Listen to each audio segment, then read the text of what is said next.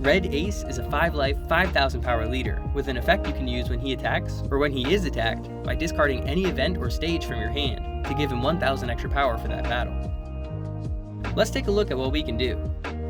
Ace's signature event is called Flame Emperor, a 7-cost event that does a lot.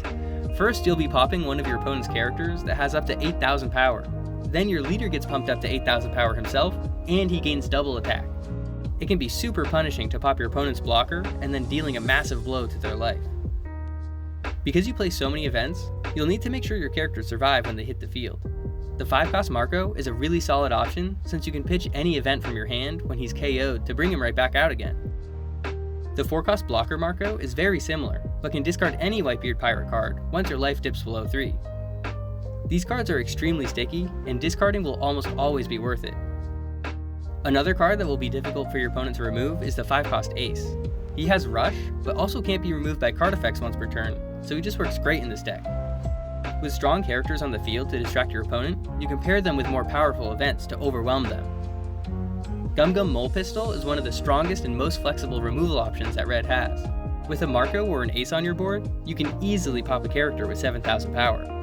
But also, if your opponent has something tricky like an 8-cost Kid with a Rosinante to back it up, you can lower the Kid by 5000 power and pop the Rosinante, completely bypassing what is normally one of the strongest locks in the game. The 3-cost Fire Fist works double time, popping a character with 5000 power and one with 4000 power. You can pair all of these events with Crossfire too, turning some of these more laughable effects into some really serious threats. Izo is the most solid Whitebeard searcher, since the event unfortunately only picks up characters. Buggy is another great searcher that can grab your events, and is easy to bring up to 5000 power to start attacking.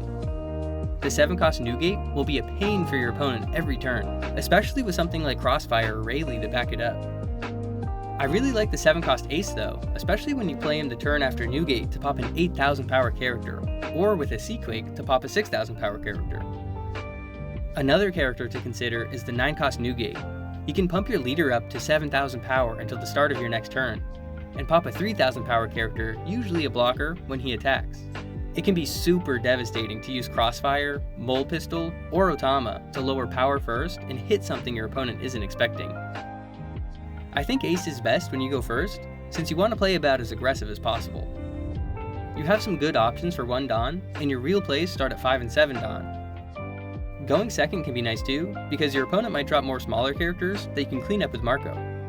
Against things like the new Rayleigh from OP12, your Newgates and Marcos to pop will be really important, and things like Fire Fist can help clear the board and swing the game back in your favor.